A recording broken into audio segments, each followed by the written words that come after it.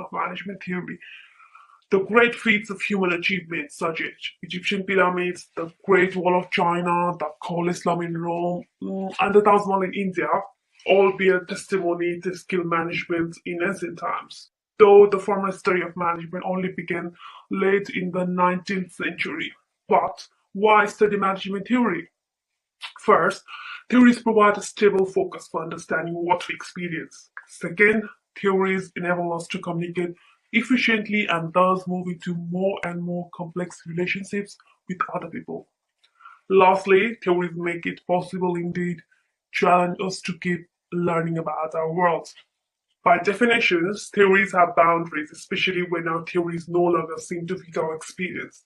This has led to the evolution of management theory constantly over time. Today, we will discuss three eras of management theory development: classical management theory, neoclassical management theory, and modern management theory. Okay, let's begin. Classical management theory, one of the first school of management thought. Classical management theory evolved in the 19th century and 20th century during the Industrial Revolution when new problems related to factory system began to appear. Classical management is based on the belief that employees have only economical and physical needs and that the social needs and needs for job satisfaction either does not exist or are unimportant. We will discuss three classical school of management: scientific management, administrative management, and bureaucratic management. First, scientific management theory. Frederick Winslow Taylor is often called the father of scientific management. In the United States, skilled labor was in short supply at the beginning of the 20th century. The only way to expand productivity was to raise the efficiency of workers. This theory arose in part from the need to increase productivity. Other main contributors to this theory are Frank Bunker and Lillian Moller Gilbert, who were husband and wife, Henry Lawrence Gans, and Harrington Emerson. Second, administrative management. Well, F. W. Taylor, founder of scientific management, was basically concerned with organizational functions. Henry Fayol was interested in the total organization and focused on management, which he felt had been the most neglected of business.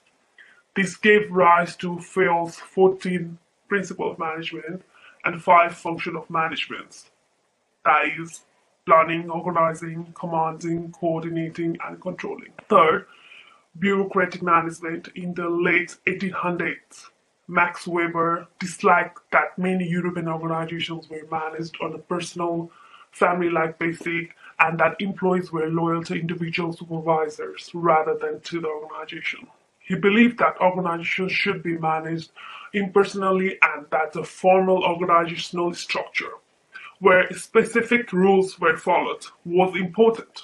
This non-personal objective form of organization was called a bureaucracy. It is a formal system of organization that is based on clearly defined hierarchical labels and roles. Neoclassical management theory. Classical theory overemphasized on mechanical and physiological characters of management. As a result, neoclassical evolved with a more human-oriented approach. They concentrated on answering questions related to the best way to motivate, structure, and support employees within the organization. There are two main sources of neoclassical theory: the human relation movement and the behavioral movement. First, human relation movement. This approach became popular in the 1940s and the early 1950s. The human relations movement was a direct result of Elton Mayo and Fritjof Hawthorne studies, which were designed to find ways to increase worker productivity at Hawthorne Works. Relations scholars generally believe that if management shows more concern for the employees, their satisfaction should increase, which would lead to an increase in productivity. A series of stories by Mary Parker Follett, Kurt Lewin, Craig Davis, Francis Lickert, Chester Barnard, and others leads to what is human relation movement. Second, behavioral movement. Since the Lawton experiments, there has been an increased interest in application of behavioral science in management. Behavioral viewpoint to management is a perspective that emphasizes the importance of attempting to understand the various factors that affect human behavior in organizations. It involves the study of attitudes, behavior, and performance of individuals and groups in organizational settings. The contributions of this movement are Abraham Harold Maslow, Douglas McGregor, Frederick Habers, David McLeod, George Casper Homans, Chris Harris, and Warren Bennis. Lastly, modern management theory. After 1960, management thought has been turning somewhat away from the extreme human relations ideals, particularly regarding the direct relation between moral and productivity. Present management thinking wishes equal emphasis on man and machine. We will look into three approaches to modern management: quantitative or mathematical approach, systems approach, and contingency or situational approach. First, quantitative or mathematical approach. The teamwork of scientists, mathematicians, and physicists during the Second World War to make atomic bomb lead to quantitative school of management. It emphasizes the use of statistical model and systematic mathematical techniques to solving complex management problems. They are be further studied in three areas: management science or operational research, operational management, and management information systems. Major contributors of this theory are Zohan McDonald, George Terry, and Andrew Szilagyi. Second, systems approach.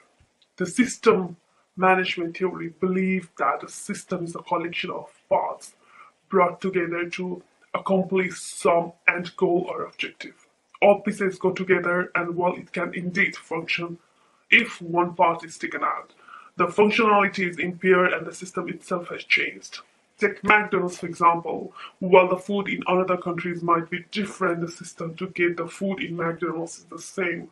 Walk up, look at the menu on the board, order combo meal number 4, and you are on your way. In early contributors include Lawrence J. Henderson, Ludwig von, and Kenneth Bondling. Other contributors include Daniel Koch, Robert Louis Gall, and Richard Johnson. Third, contingency or situational approach.